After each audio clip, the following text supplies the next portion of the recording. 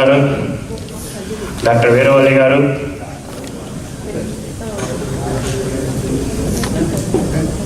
అన్నపూర్ణ గారు, శ్రీకాంత్ గారు అండ్ జితేంద్ర గారు.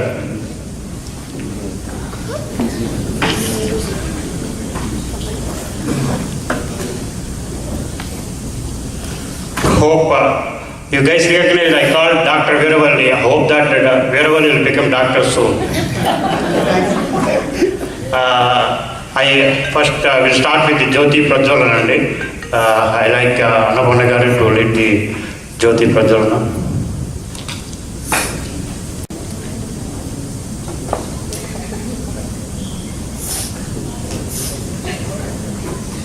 Thank you so much, Andy. I request Veeravalli garu to come on the stage and take over the dais. Thanks, Murali garu. Good afternoon, everyone. Welcome to this education seminar today. As you all know, our organization TAS was formed in 1979. Since then, it is promoting our culture and heritage in our community and also charitable activities. And in the recent years, we initiated some service-oriented as well as fun and women-oriented programs such as Sakhi and volunteering services, food volunteering services, and even health management services. So those are very successful programs. But nowadays our community is growing day by day and our kids are reaching high school and college level education. And as we Indians, we give high priority. We believe that education is the key instrument to success in our life. So in these lines, we felt that the task board felt that it is a need to create a platform like to connect all the parents and kids, create a network so that they can share their experience and what are the problems they have faced in the high school education and how they prepare for ACT and what is the college admission process, and they can benefit each other by sharing the knowledge and experience. And so we thought that this kind of seminar is a good starting point. So that's why we approached Dr. Rao Mulpuri garu, and he kindly accepted to come and present seminar today. Dr. Rao garu completed his BTech from JNTU and MTech he completed Masters in IIT Mumbai and MS and PhD in Oregon State University. And he is a professor of electrical engineering at George Mason University for 32 years. He is also an expert in US education system and college admission process. He has tremendous experience, tremendous knowledge on these topics like what is ACT, SAT, what time need to take, and high school education, problems in high school education. And he even presented seminars, many seminars across the years. So we approached him and he kindly accepted to come and present seminar today. So it is our pleasure today having Dr. Rao garu here with us, and I am inviting Dr. Rao garu to the stage and for this seminar. It is nice to see you all. First, I want to thank Ramakrishna Veeravali Garu and his team, local Telugu Association team, for inviting me so that I can spend time with you and sharing my knowledge and experience on education all the way from pre-K to PhD level. I am dealing with from 3-year-old education to PhD level simultaneously right now, because I run preschools, and we have learning centers in several places where we educate all the way from grade 1 to high school, 12th grade students, and I teach electrical engineering courses at bachelor's, master's, PhD level, and I also guide PhD students. Even now, I have PhD students with me. I graduated my 20th PhD student 1 week ago. In other words, what I want to tell you is, I want to open the floor later. You can ask me questions related to any age group, basically from 3-year-old to PhD level kind of education, and what motivated me to do this. Just like you, I was also confused but only thing is, yes, I am in the area of education throughout my life. After completing my master's at IIT Bombay, I always wanted to come here, but meanwhile, my mother said there is a new engineering college came in our neighborhood, Siddhartha Engineering College. Why don't you teach here for a year or two before you go to US? That's where I started my teaching career in 1979. I am one of the founding faculty of Siddhartha Engineering College.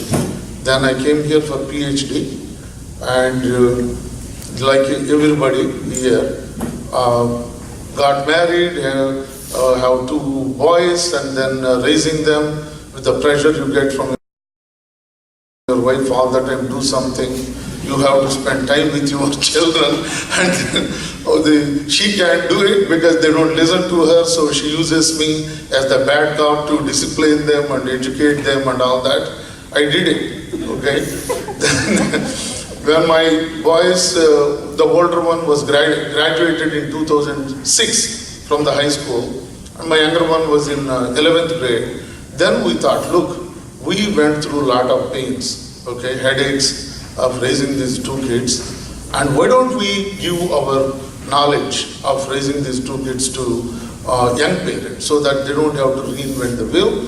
And because I have extensive teaching experience, let us teach the basic things like math, English. Let us offer our services and donate the money that we raise to non-profit charity purposes. That's how we started in the year 2006 in our nearby Durga temple.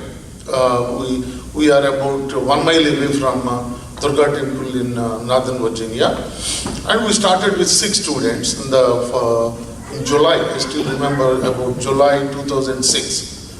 That 6 became today in Northern Virginia more than 600 students in our program now. But it has grown so big after about 4 or 5 years that then we have to rent a lot of places in multiple locations, hire a lot of teachers to deal with the demand and all that. So that's how I got basically exposed to all the way from early elementary education to high school education. My first knowledge is through my children, then in the last 10 years, then educating other children. Okay, even today, even though my children are 25, 27, I still get a flag from my wife that you are not caring about your children, you only care about other people's children. Then my tag is, what do you expect me to do for a 25, 27-year-old? By that time we are already in this country. And but anyway, so for her also, she says it once in a while, but it is her motivation for us to do it. She wants us to go out and talk to the parents and then help children and parents in the educational process. Now, let us start. early elementary school education. Let us start with that one. There is no, it's never too early to start education for your child.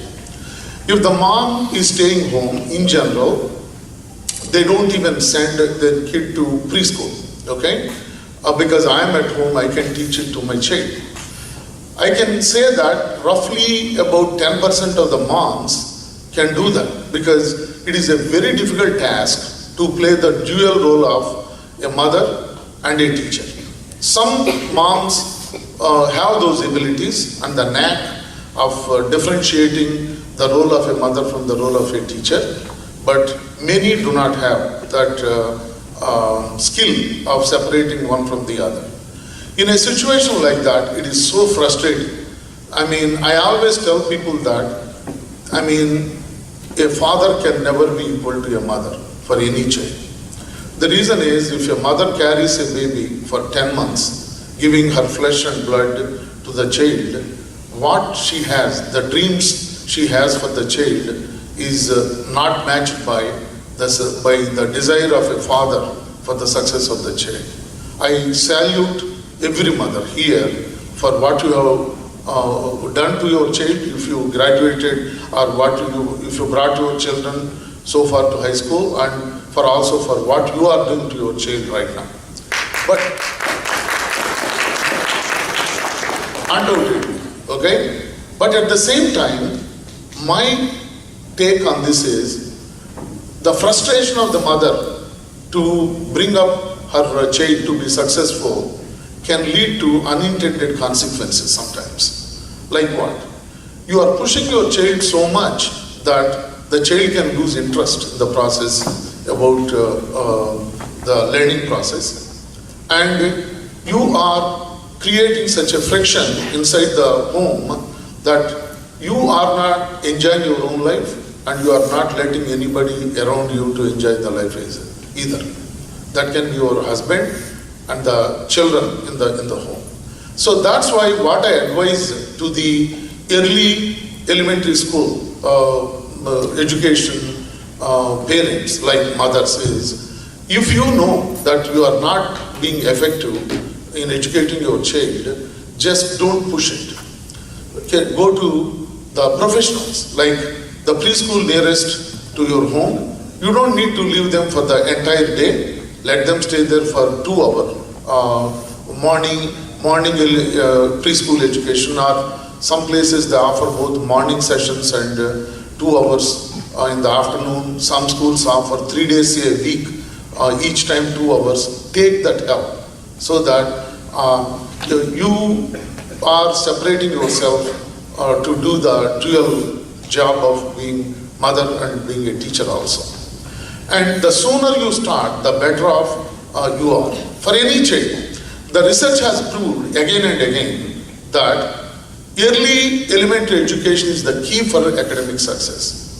If the child's brain is like a sponge at that time, it is a sponge which doesn't have any water content in it. Then in that case, all of you know that if you put a sponge that doesn't have any water content in it into water, it absorbs the maximum possible water. Same thing, the brain of a child. It is developing brain, it is true, but it is basically empty with not much stored in there. So take a best use of that capability the child has to give as early elementary education as possible. If once you give the ability to read, you are liberating your child from boredom. A lot of kids, some mothers complain, I can't control my child. He is driving me crazy. Mostly it is he is driving me crazy. Okay? Because the boys especially is a problem in the early days. And girls, there is a difference. It is well proved that the reading ability, the woman's brain is more geared towards learning languages better than the man's brain. That is proved scientifically also. But in any case, whether it's a boy or a girl, we need to give them the ability to read as quickly as possible. Means start teaching 2-letter words from the age of 3. means once you teach most of our Indian kids, they know ABCDs by the time they are 3. I'm talking about they completed 2 years in, they are 26th month or 27th month in their life. They can, many of them recite ABCDs. But next stage is to teach them 2-letter words, then 3-letter words, so on and so forth, and make them read as quickly as possible. If once they are able to read, then you are opening a wide world to the child to be able to read. Okay? So then they don't feel boredom. The boredom is because they don't know what to do. You can't play with them all the time. So if you liberate them from this boredom by giving them ability to read as quickly as possible, then you are doing a great service to your child. The best that you can do for your child is to make him or to make her a reader as early as possible. Means teach them letters, ability to read 2-letter, 3-letter, means phonics basically. That's what it is, as quickly as possible. Same thing with math also. It's not only just teaching them numbers. And you know that even a 2-year-old can recite numbers all the way from 1 to 100, very easy. But application is very important. Okay, you go to a shop. How many bananas do we buy? So typically if the kid says that we buy 6, 8, 12, means he or she is within the ballpark. Means they have the number sense. That's what you mean by number sense, application-oriented math. On the other hand, if the kid says that if we go to a shop, we buy 70 bananas, it means the quantification is not known to the kid at that point. So try to make your kid apply the knowledge, number sense or addition, subtraction or whatever to a real life situation as much as you can. Let them involve when you are paying the money at the counter. Okay, so you can take away the pennies, then give them the rough numbers. We are buying this, 4, 5 items. Okay, take them to a shop for a quick grocery where you are buying only 4 items and round the number to the nearest dollars and ask them how much are we supposed to pay and give them a $20 note. If it is bill is about 12, ask them to give the note, and then after the money comes back, how much are we supposed to get back? By doing this, you are giving them the practical application of the math knowledge as well. The sooner you do it, the better off your kid is. Means application-oriented math is very important. Similarly, in case of English also, using their reading ability and then to write. Many times we make our kids talk on the cell phone with their aunts and uncles in the other towns, or through one-age phone with the grandparents in India.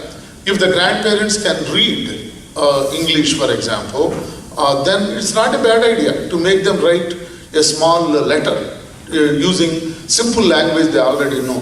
It can be as easy as Grandpa, I love you. That's it. Let them draw something, let them write that one, and then mail it to the grandparent. They will be very happy to receive this, and then also the kid also feels sense of satisfaction that they are doing something with which they are touching another human being, basically. So this is called application education. I strongly believe that an application-based education is much, much better than an education with no goals and with no specific purpose, basically. Okay? So that is one thing I urge every one of you to try to implement if you are still a young parent. And then later, as they become 6, 7 in that age, for example, then one of the problems in the public education system, while many private schools do a good job with respect to both English and math also, but public schools are a problem. The quality of public schools varies from county to county, city to city, and the same area, one county has one kind of system, another county has a different quality system. So in a situation like that, in any public education system, The lesson is always delivered to the average kid. The process, what happens? The top 40% kids are not being challenged at schools. I'm talking about as early as grade 1, because you did your homework well, you put your child through preschool and all that, your child is able to read now 2, 3, 4 letter words, and your child is able to read sentences. But in the public education system, unfortunately, in the kindergarten, the lessons are still geared towards making them to read 2 letter, 3 letter words only. Your child is already, he or she has already done that. They get bored in the school.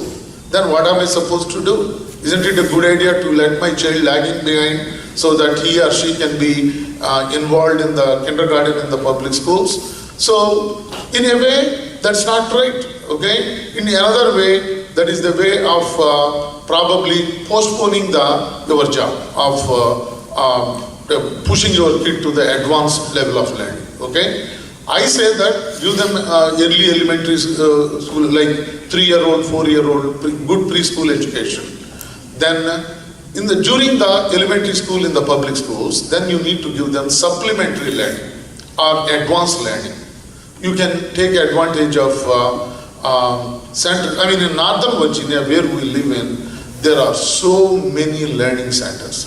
I mean, in the Indian community owned learning centers alone, there are 10 different learning centers available, okay? And I don't, according to the information I got, there are none here except Oman, okay? Let me tell you, in America, the biggest scam, there are 2 biggest scams in America. One is Oman and the second one is karate, okay? But unfortunately, these 2 are the easily accessible things in any community right now. We take our child to easy Kuman learning because it's close by, and all parents are taking their children there. And also they give so much repetitive learning. Every day you come home and your child is doing it, it is a sense of satisfaction. My kid is working. So, and means you are getting more satisfaction than the kid learning anything out of it. Repetitive learning is the worst kind of learning. What is the best learning? Application-based learning is the best learning. And repetitive learning, if once they get used to it, then they have trouble. There is no creativity in Kuman learning. Tell me what is so creative in Kuman. Are they giving any creative related exercises there? It is numerical, addition, subtraction, multiplication, division, fraction, addition, subtraction. They never give any word problems where you are asked to apply that to any practical situation. Okay? So, the sooner you pull your child out of the Kuman, after they master the multiplication, Kuman serves the job only until they master multiplication. After that, it could be detrimental to the creative ability of the child. Okay? Then the second one I told you is, what is it? Karate.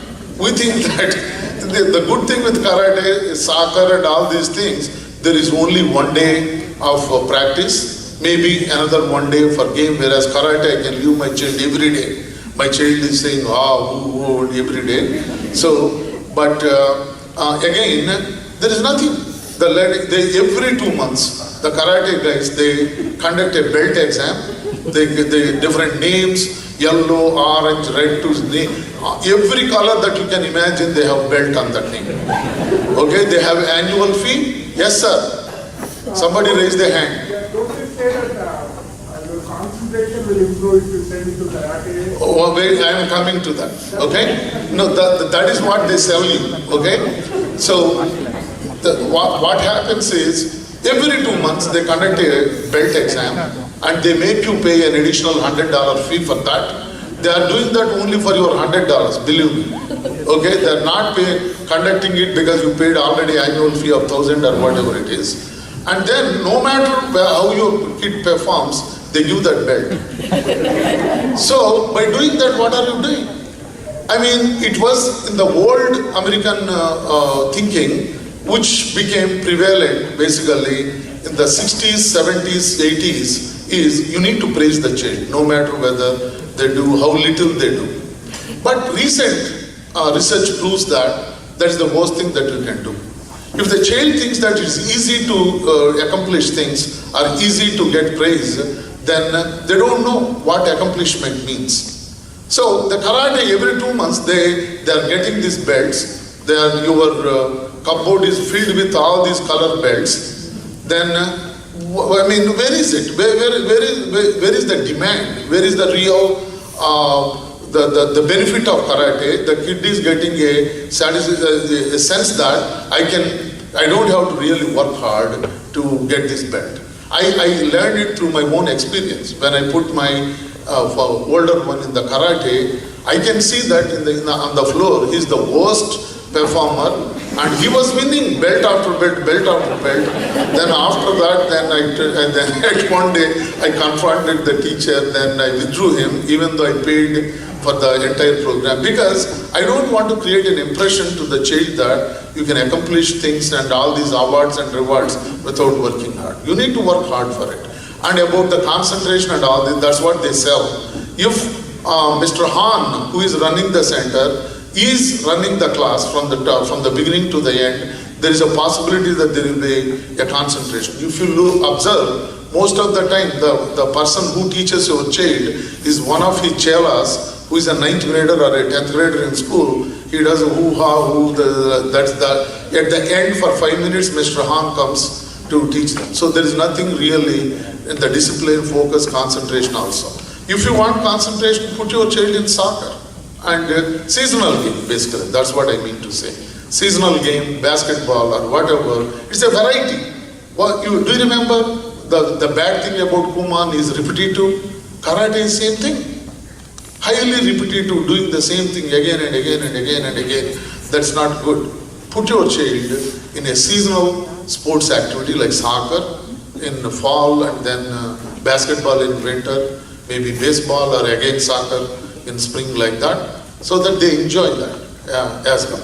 So anyway, let us come back to academics. Now find a center where there is a possibility of advanced knowledge, application-based knowledge available, and challenge the kid. That is the way that the kid is challenged.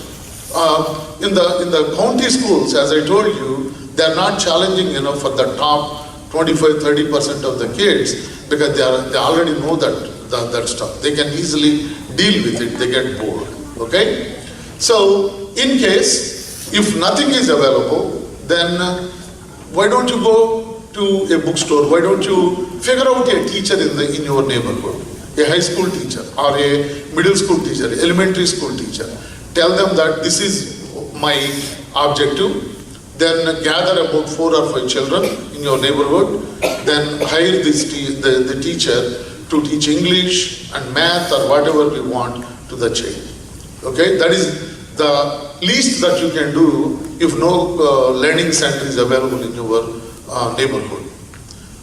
By doing that, you are giving advanced knowledge and you are preparing your kid for a higher level of success later. What happens in American education system is, in American education system, it is too liberal and too easy until they finish middle school. All of a sudden, the difficulty starts in high school, where they have options available. Okay? If you are not, and that those options depend upon what you have done through the middle school.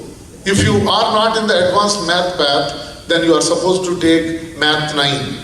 Okay? Rather than taking algebra 1 or geometry or whatever. Those who finish algebra 1 in 8th grade, in the middle, they can take geometry.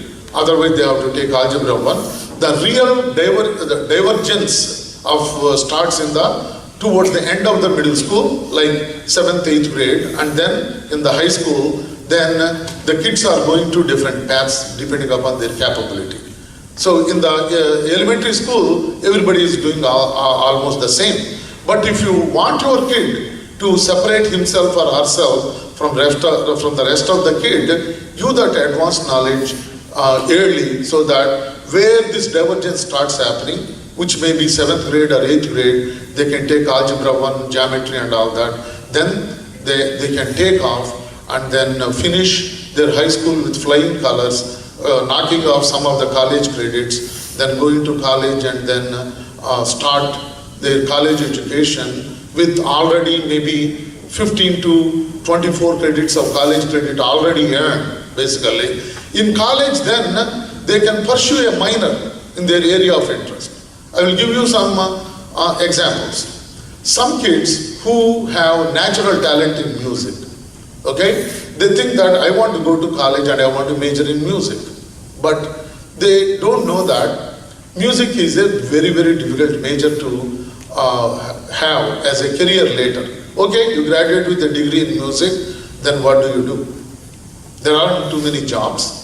Even if there are jobs, they are not well paid. Right now you are being taken care well by your parents. You don't know anything about monthly payment on the house. Okay, you got used to rich living as the child of well-to-do parents. You can't live in a small dingy one-bedroom apartment because you got used to good living. So that requires, as an adult, for you to continue the same style of living, you need to have good earning. But as a music professional, unless you are at the highest pinnacle of music world, then you can't make a lot of money. So rather, what I advise a lot of kids who have real talent is pursue. There are separate hobby from career. You can have hobby, you can have careers. The real problem comes when they try to merge these two into one and they want to pursue career in the hobby area. That's where the real problem comes. You'll be surprised to know in a place like New York Philharmonic Orchestra or Los Angeles Philharmonic Orchestra, which are considered as the top notch in music, 70 to 80% of the players there are professionals. Outside they are doctors, engineers, Wall Street brokers, making huge amounts of money, but they are highly talented so that they are using their evenings to practice and play in the New Philharmonic Orchestra. This is directed at the kids here. Some kids come and argue vehemently with the parents that I am good at it, I want to pursue this in college. Look, there are a lot of great musicians, artists who have shown their potential to the world without pursuing that in their college. But in your case, you deserve an opportunity. If you already earned college credits in your high school itself, then you have a possibility of pursuing a minor in that area of your interest, while pursuing major in the area which is good to give you good living. That's what it is. To tell you the truth, if I have the free will, I mean, during my childhood, I never wanted to go for engineering or professor, nothing. I wanted to be a movie maker. I'm telling you the truth. As my kid, that's my dream. Okay?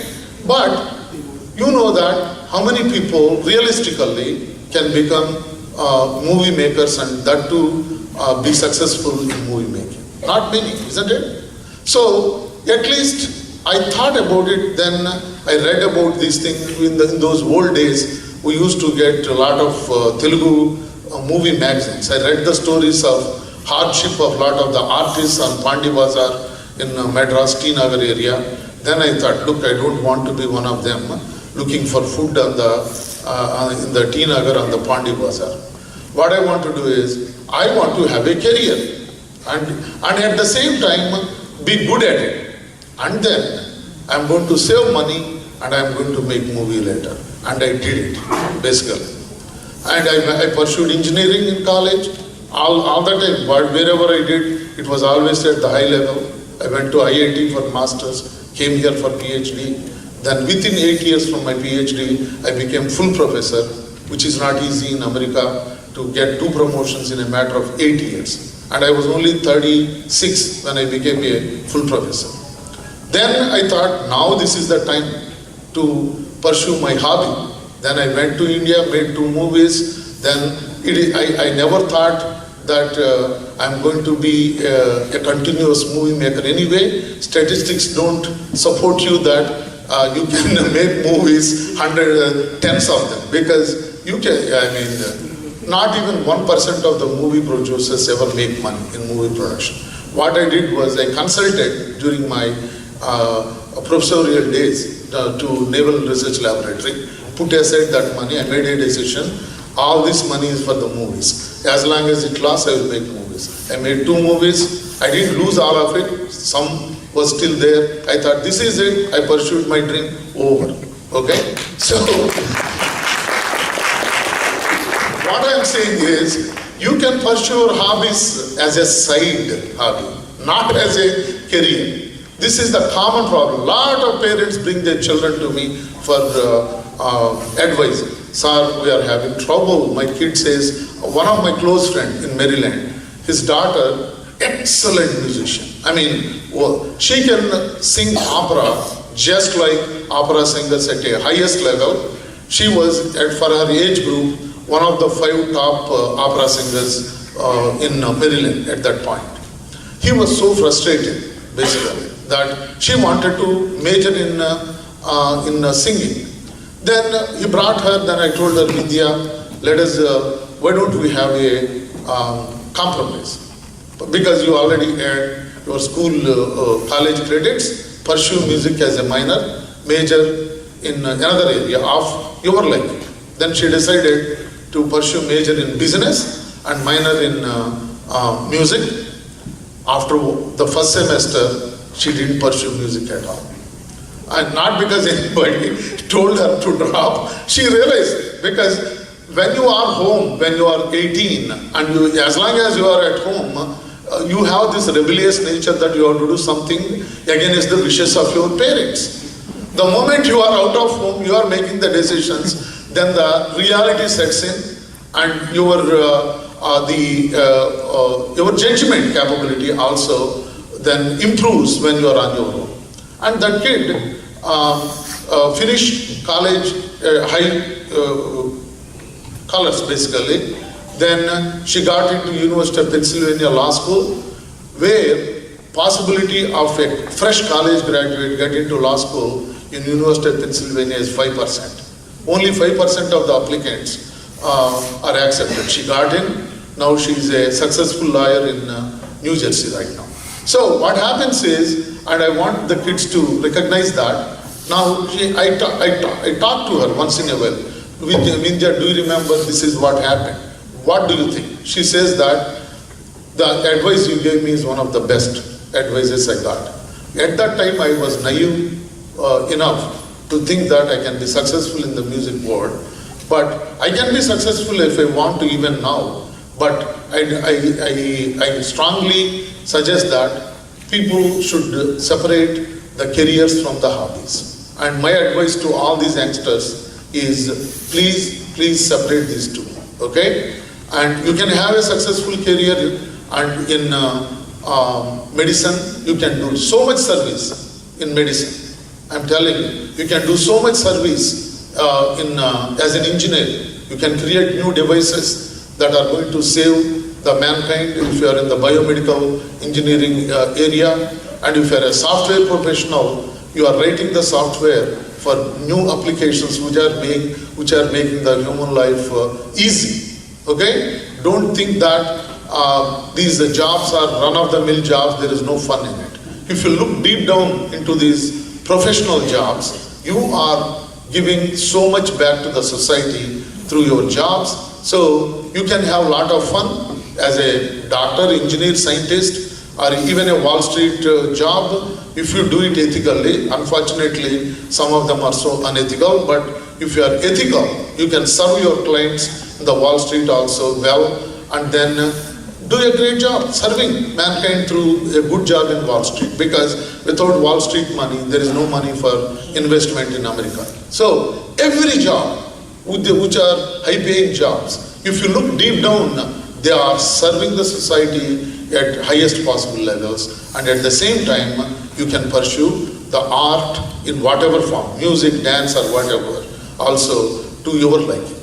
If you become a music major and graduate with music, the only jobs sometimes available are playing violin in a funeral, okay, So see how, because you need to do that, you need to pay your monthly bill.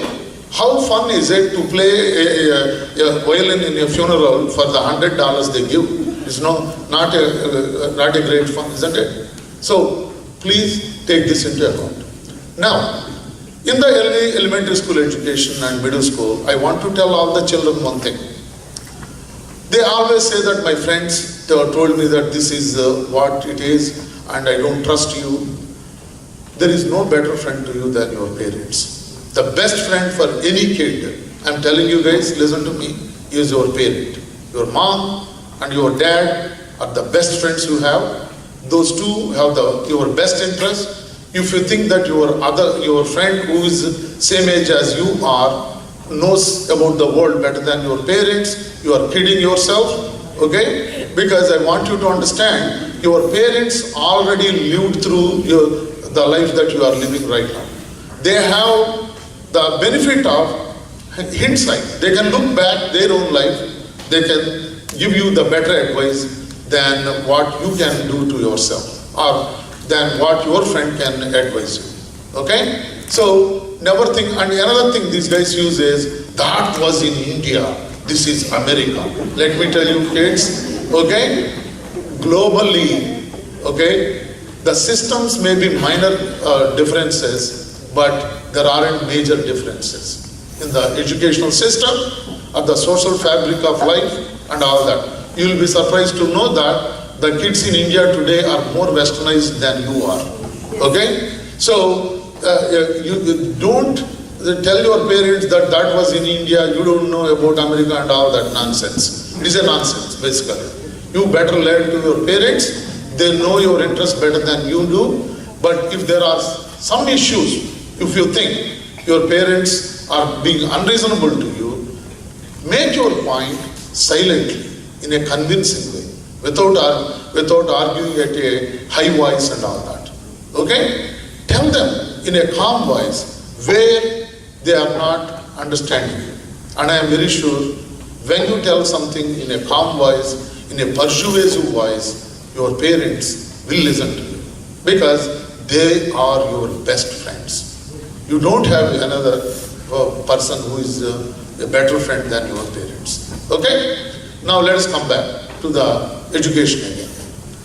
So, in the another thing, my kid, I put my kid in this other educational program, they are learning, but still my kid is bored. What am I supposed to do? Okay? My kid is bored, so I made my kid to borrow as many books as possible from the library because my kid is reading now. So I take my kid to the library. My kid, especially my daughter, brings a lot of books. She reads all the time. Whenever we go to party, she takes books with her. Go to a corner and read these books. My kid is great. No, your kid is not great. Okay? The thing is, your kid is a fiction addict. That's what your kid is right now. Your kid got used to fiction, which is similar to alcoholism. The moment I see a kid, 90% of the time, I can recognize a fiction addict. If I look at the eyes of that child, I know that this kid is a fiction addict, basically. Because when you look at their eyes, it looks exactly similar to an alcoholic. Really, it's not a joke. Okay? I can figure them out. Because both are intended for the same purpose, to escape from the real world. Why do people drink alcohol? To escape from the problems. Okay? So people contextualize, oh, my wife is bothering me so badly. So the best thing I can have is go to a friend's place and booze. Okay? Or my workplace, my boss is bothering me, so I do this, all that. Look, that's not a good choice. We know that, okay?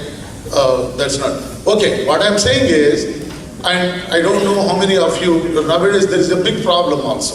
Whenever I get kids from India, I have been asking for the past 15 years, ever since this Narayana Chaitanyas became popular, when they come, I ask them 2-3 things.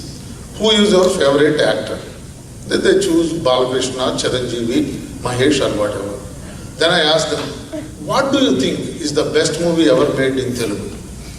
Indra, okay, or Narasimha Naidu? These kids, they never watch the classics like Malliswari or Maya Bazar. They don't have the concept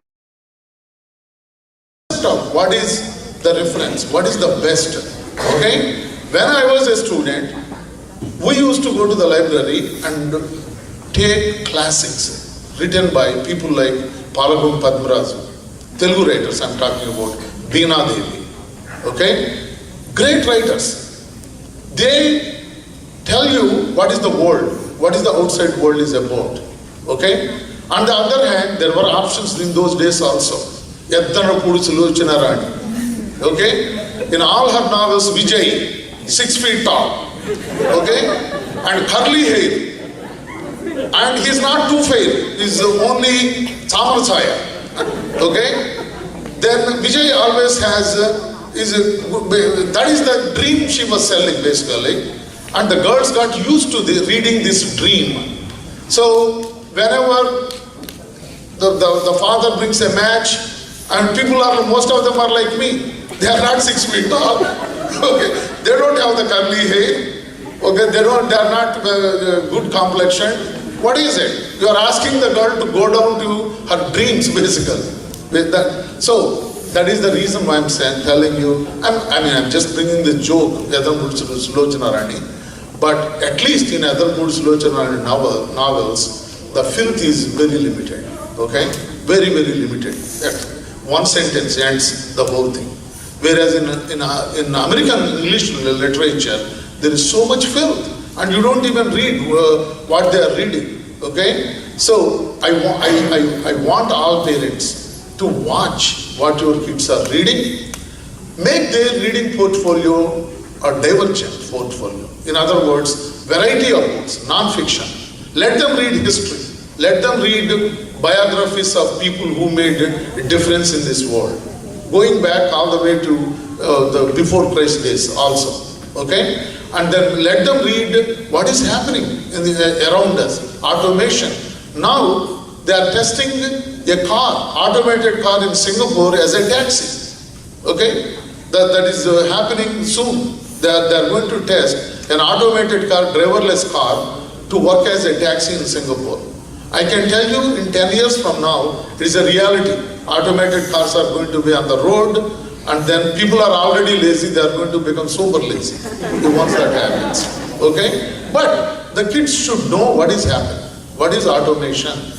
How do we protect the environment?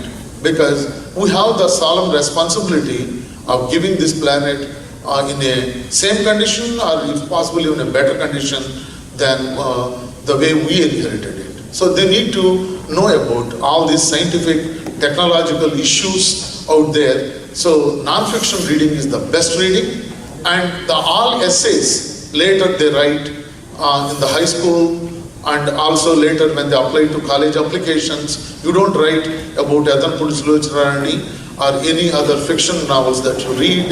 You are going to write about non-fiction knowledge that you gained through your middle school, high school experience. So I strongly advise the parents and also the kids to have a variety portfolio, reading portfolio than everything Pokemon, I'm not talking about Pokemon Go or anything. Pokemon books or Harry Potter and all those things. You can read that. I'm not saying don't read them at all. You can read that. Along with it, also read non-fiction. Okay, that is about the reading. What about how do I keep my kid occupied? Competitions. Involve them in North-South Foundation competitions, Continental Math League and Online Math League, American Computer Science League, like that, American Math Competition. There are so many competitions out there in which they can enroll. Some of these competitions may be made available at the elementary, middle schools and even high schools through the PTA, Parent Teacher Association. They pay the fee and then these competitions are available for them free of cost. Take a full advantage of all these competitions that are available for you to challenge the creative juices that you have in your body, basically. That is another way you can engage and then take yourself out of the boredom during your elementary and middle school years. So we are talking about how do you, I talked about the reading, I talked about the competitive like math competitions and other software related competitions. Then another question, some people have a question. Isn't learning Java too early for a 6th grader? No, it is not. You will be surprised because we are running at our educational facility, Curie Learning, the web design, Java programming for raising 6th graders. They are learning very quickly. You will be surprised. You don't evaluate this generation same as you evaluate our generation. Give a cell phone to a 10-month-old baby. What do? With the hand, they keep moving the screen. Yes or no? Just with their hand, they keep moving the screen on the iPhone, basically. It's a different generation. They can grasp these things very easily. In summer, these kids are a terror at home during summer. They drive parents crazy, basically. So the best thing is to involve them in summer camps where they learn things that they otherwise do not learn during the academic year, like software, web design, or science-based camps where the science knowledge they learn is more than their grade level in the school. So put them in these camps during summer. If you leave your kid at home doing nothing, then the kid is going to be bored and it can lead to sometimes unintended consequences also, like getting used to video game playing. If the kid is playing video games excessively during summer, what makes you think that all of a sudden after the school starts, he or she is going to stop playing the game or stop reading the fiction books? It won't happen many times. So that's why it's a good idea. And in fact, research has proved that the kids who are in the learning path, whether it is the school-based learning or learning complementary things during the summer, are the most successful kids in the both academic world later in their careers also. So do not squander the opportunity of giving complementary skills to your children during the summer months. Okay? Take a full advantage of the summer. So by doing these things, and another one I want to tell you is serving the society. And by nature, most of the human beings, especially I want to compliment our children, they have the best heart. I can tell you, 98% of the time, these kids never lie. Unless you push them to a corner, okay? 98% of the time they don't lie. They tell you the truth. Because I am dealing with hundreds of kids. I myself teach at any given time 300 to 400 kids. I myself teach to the 6th and 7th and 8th graders. And I am considered as a very strict person, because if they don't do the homework, I take them to the task. Even under those difficult circumstances, you will be surprised to know, 95% of the time they tell you the truth. They say that, Dr. Rao, I am sorry, I did not spend enough time. I wish I spent more time. Okay? They don't need to do that. They can lie and then get away with it. But they never lie.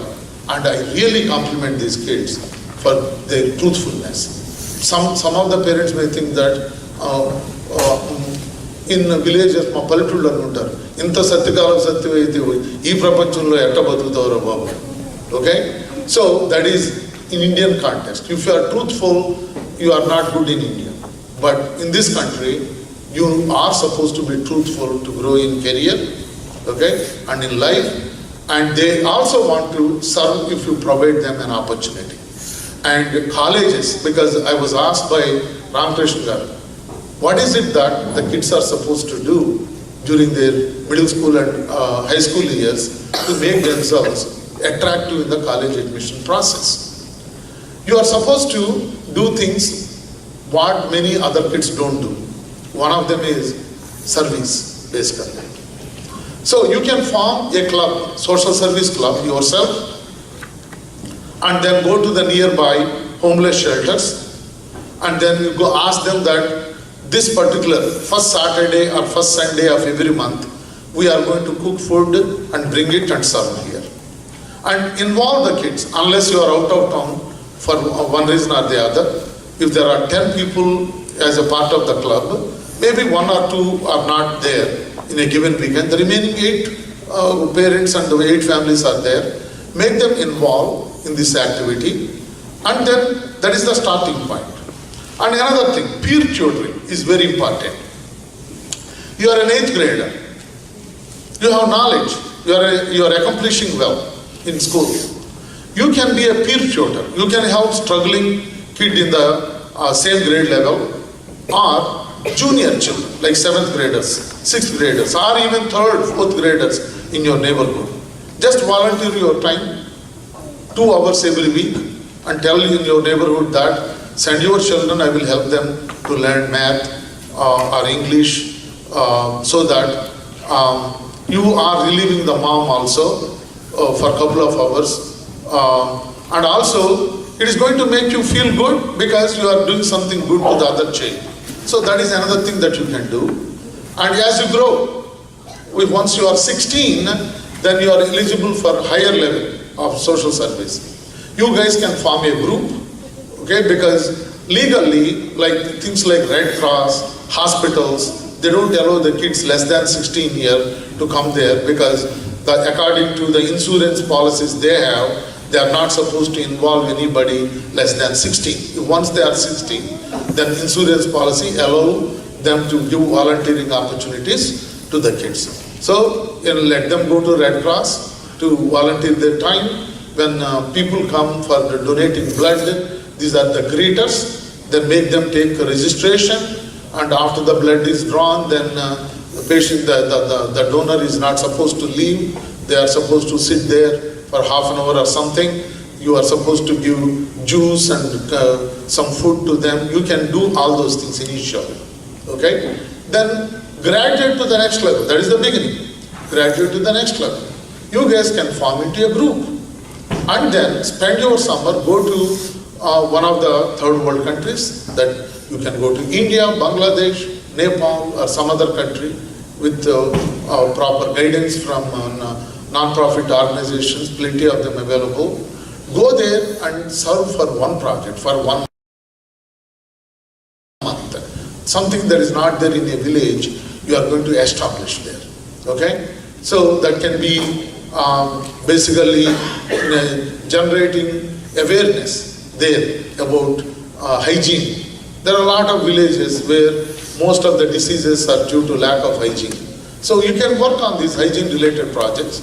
You can take some money from your parents, aunts, and here the other friends' families, they will be very happy to donate that money to you. Go with your friends, then talk to the villagers, and then just help them to understand hygiene, and then tell them what they are supposed to do with respect to water, boiling the water, and with respect to cleaning the house, to where do you throw the trash, to everything for 1 month. That's a great thing. If you write these things in your college resume, you can distinguish yourself from most of the other applicants. I'm telling you, these are the things that make real difference. I don't want you to do this only for the college essay. I want you to do it with the full conviction in your heart that I want to help the society. I want to help the mankind. Then the write-up also, when you do it with your good heart, then your write-up, then when you write an essay for your college admission, it reflects that you have done it because you are very passionate about the cause for which you work. Okay? So these are the things that you can do to distinguish yourself from the rest of the kids basically. And also boredom is gone. And it's not a bad idea to think about volunteering to raise money. Money speaks in everything. Okay? Volunteering also needs money. You know that. Okay? There are a lot of causes throughout the world, in South America, in Asian countries, in African countries, where they don't have a water cleaning system at all. If you donate just $5,000-6,000 to that village, then they can have a clean water drinking water which is clean, so that you can save them from lot of diseases and the effects related to drinking water contaminated with the heavy metals or excessive amount of fluorine, chlorine in it. So you can raise money because you are a dancer, you have other friends who are dancers, you are musician, you have other friends who are musicians, 20-30 kids can form into a club, a group, then give performances in a place like this. By selling the tickets, raise money, donate that money to a good cause. These are the things, there are so many things that you can do and escape from boredom, basically. And you feel good that you have done these things. Rather, just think about how you feel when you spend the entire day playing some stupid video game or some stupid activity like, what is that, Pokemon Go or something like that. I am telling you, you are wasting your time. What happens is, unfortunately in capitalism, one of the problems is they want to do things to make quick money. They come up with some attractive things. All of you know that everything attractive need not be the best choice for you. Okay? You can spend your money constructively and you can spend your time constructively, okay, rather than spending your money on a Pokemon Go or spending your money on celebrating a lavish birthday. And another thing that is happening in the community nowadays is everything is a celebration. Okay? And in our days, I mean, if it is your birthday, the best thing that you can do is buy that Perry chocolates from your village store. I don't know how many of you know the Perry chocolates. Do you remember that green color wrap? Okay, butter toffees basically. Then you go around in the neighborhood, give that. Or if you are a little better, give 2 bananas to all your friends and families. That's it. That's how you celebrate your birthday. Now, in India and United States also, that Georgia, United States, throw lavish birthday parties. And people are creating basically, okay, the occasions. It could be the birthday of your dog also, to celebrate something. It can be as simple as that, to show your wealth, and you want to impress people with this. Look, you can't impress anybody, because if you throw a big party, your close friend who came to that party will go within 1 month, she will throw even a bigger party than you. Okay? People only remember your party for 2-3 days. Some people always tell me that she threw, I gave a party, so many people are talking about this party. Yes, they talk about your party until somebody threw even a bigger party than yours. All these thousands of dollars that you have spent for this is not worth spending. Rather, use that money and let your kid, okay, use that money for a worthy cause to make this world a better place to live. Give a helping hand to a child in a slum for the primary education, to make them at least high school graduates. This is the best that you can give. Your birthday gift for your child is the gift for another. It should become a gift to another child.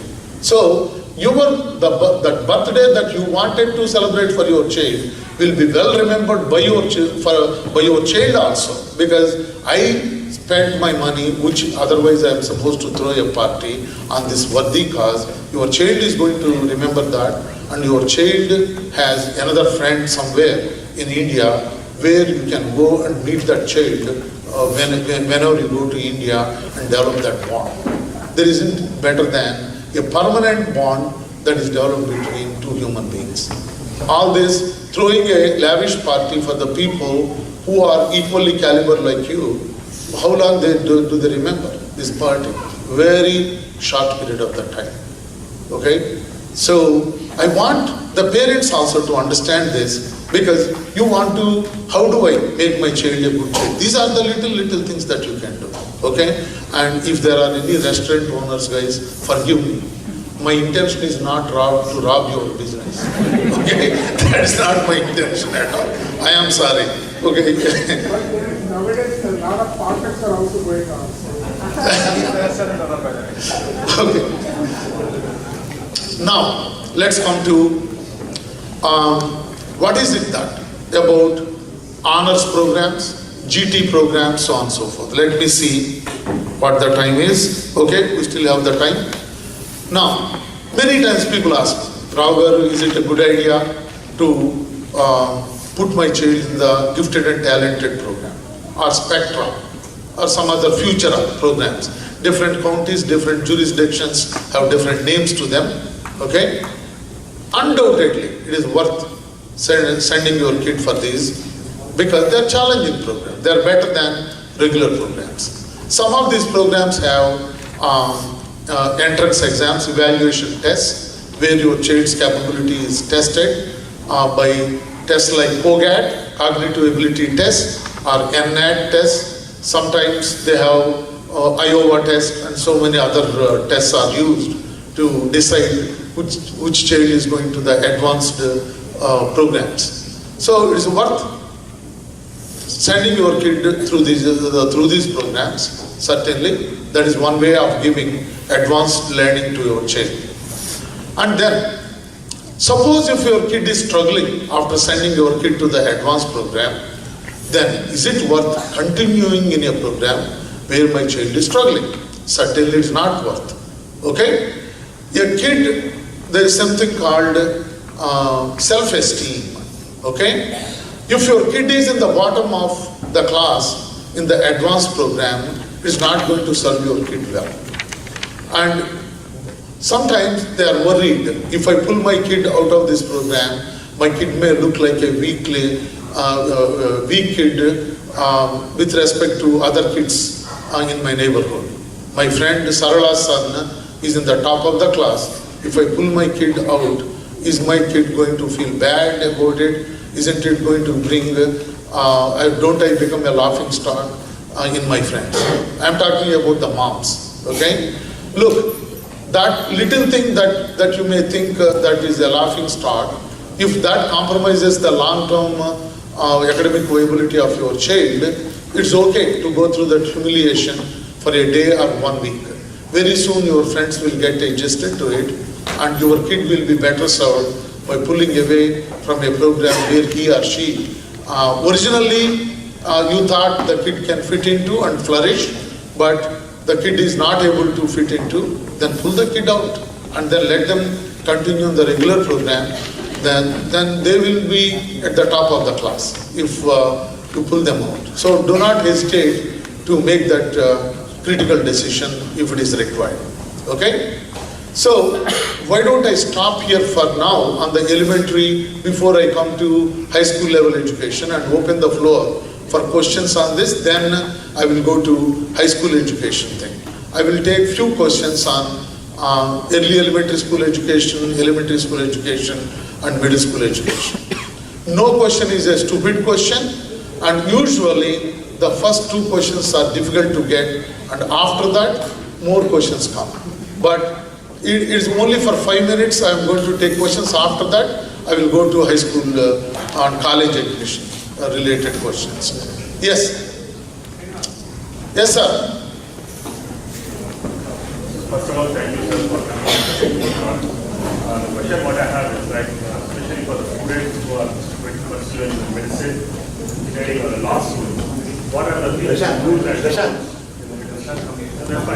Can you come here, sir? Can you come here and ask the question, please? So that everybody can hear. What this parent asked is, for a kid who is planning to go for medical engineering law path, what is it that they can do during middle school and elementary school? Yes, okay. What happens is, in the especially elementary education, as the name itself indicates, is elementary education. You can't do too much there, because what you learn in the elementary education is the basic skills that are common to any path. Okay? But as they move towards 5th grade and 6th grade in the elementary school education, there, when you see a potential for your kid, that my kid is excelling in math, then many elementary schools, they give a possibility, they give an opportunity to the kid to move to the advanced math path, if that's what your kid is interested in, going to engineering. Even if your kid is interested in medicine or law, at that point it's too early to make a decision about which career path you are going to choose. Okay? Doesn't matter whether you are going for medicine or law or business, let them go for advanced courses available during their 6th grade. Same thing in the middle school years also. In some districts, they allow them to take Algebra 1 and Geometry in the middle school itself. So whatever path is available in your local area, let them do it. In the area of things like medicine and law there isn't much available. But in the medicine, this is what you can do. In many schools, starting from 5th grade, there is a science project. Many schools, they encourage their child to work on a project during their 5th grade, 6th, 7th and 8th grade. They can choose a project that is related to bio area. Let it be biomedical sciences or something to do with medicine, like diabetes, for example. What is diabetes? What causes it? A 5th grader, there are books and literature available, even for a 5th, 6th grader to understand. At the bottom of it, what is diabetes means, what is a cancer. They can do a science project related to these areas during their 5th, 6th grade to get advanced knowledge on that one. Okay? That is another thing that you can, there's one thing that you can do. And those who are interested in software and engineering areas, many elementary schools and middle schools have first Lego League, which is putting together, you can buy a kit, a robot kit, you can assemble the kit, okay? Where you place the sensors in the, for your robot is what makes your robot different from the other. There, it is a creative exercise because the manual doesn't explain exactly where you should put the sensor. They only say that this is, put your sensors roughly in this area and the other area. Then you need to involve the kid where there is a creative thing. There is an opportunity to be creative. Okay, they build the robot, then somebody is programming it using there are several Scratch program or some other programs available for this robotic programming. Again, it's not unique. The kids' creative abilities can be used for this. So, for engineering path, these are the things that you can do from your elementary school onwards, getting involved in first Lego League. Next level in middle school is FTC, which is higher level of first Lego League. So like this, there are opportunities available during your elementary, high school days, but most of these activities are as a projects for the coursework that you do in the school, are out of classroom activities like first Legos. And there are some schools which do not offer first Lego League. What parents do is they form into club, they buy the kits and then let the kids, assemble the kits. But in the neighborhood, in the regional competitions, whether they are coming, the teams are coming from school or from private organization, they let them come and participate in the competitions. So you can avail those opportunities as well. Okay? Anything else? Yes? How important is being in a gifted and talented program when you apply for college? Okay. It is important in the sense, intellectually, I strongly believe that 80% of the kids are intellectually almost equal. There are some differences probably. 80% of them are intellectually equal, and I say even 90%. Exceptionally intellectual people are about 5%, okay? And there are about 5% who are not gifted intellectually. That is that God-given thing. Okay? So, due to that reason, what happens is, recognizing that potential that kid has, one of the problems is, when you do not challenge them from your childhood, you do not have a baseline to judge how gifted your child is. How do you know whether your kid is gifted or not, unless you give them an opportunity to use their creative talents in activities like FLL or science projects or some other activities? Yes or no? So, recognizing the talent your child has is the first thing. After you recognize it, and it is true that every mother wants to feel that their child is the highly gifted and highly talented. Okay? So, as I told you, 80% of the time that is true, because 80% of them are intellectually good. So, then after that, if there is an opportunity available in your local school district where there is a GT program, let your kid go through that and then give opportunity to your child to get into the GT program. Again, 90% of them are able to cope up with it. There may be 10% who cannot, then pull them out, as I already talked about. But if your kid, for one reason or the other, did not go through the GT program initially, but they later in the middle school, then they got into GT program and they took off from that point onwards, or later in the high school only their talent really came out, then it is okay. Let me tell you, both my sons, during the elementary school year, they are not in the GT. Okay? What happened is, one of my older one, for example, he went to the test, but it was never announced. But is a multiple choice questions. All his answers were, he did not answer one, but kept on bubbling the wrong answers. I think you understand what I'm saying. Okay? So he didn't get selected for GT. And also the teacher sometimes, okay? Even if your child is really gifted, but your child is making a lot of noise in the class, driving the teacher crazy, then the teacher won't give a good recommendation letter to the child, because decisions for GT are based upon the quantitative exam, like as well NNAT or cognitive ability test, COGAT or some other test. Second one is teacher's recommendation letter.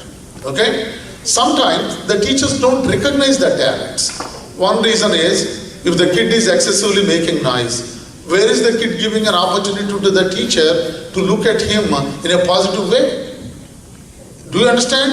He's only projecting himself in a negative way by talking to the kid next to him all the time. Then you are not giving the teacher any opportunity to understand in a positive sense. Number two, some kids are highly talented but they never speak. How do the teacher know whether your kid is talented or not? That was the problem with my older son. He is calm, quiet. Only after he entered the 10th grade, he became talkative. I mean, up to that point, what happens is kids go through phases. Don't think that the quiet guy in elementary school will be a quiet guy forever. They go through the phases in life.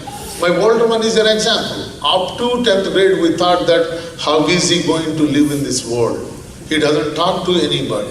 Okay? So it was similar to my childhood. Whenever I am from a teaching family. My father retired as a high school headmaster. He is the first BSc, BEd science teacher. Whenever somebody is coming to my home, he used to tell me in advance. When I come to our home, I introduce you to them, immediately say Namaskaram Andi. It looked so dramatic to me, like in movies. I never said it. When he introduced me, I never said Namaskaram Andi. I never said it. He used to scold me all the time. He used to think that I am basically incapable of dealing with the real world. But as I went out and explored my own way, after I was 14, I went to Andhra Loyola College of Vijayawada for my intermediate. I discovered myself. Okay, slowly, I was able to converse with people and all those things, because in villages it is like a frog living in a well, basically. But once opportunities come, the kids phase out of that impression that you may have. Okay? So, the gifted and talented child, if you recognize it and if you provide an avenue, it is good. If you don't recognize it, then it is okay. Heavens are not going to fall. The talent is not something that can be taken away from the child. Okay? It is important, but it is not absolutely required for a kid to be in the GT program to be successful academic. Because my children didn't go to GT, but both of them ended up in Ivy League schools for their undergraduate education. They went to Cornell, Dartmouth College, Stanford. So they did very well. Okay? So at some point it comes up, then they can move in the right direction. Anything else?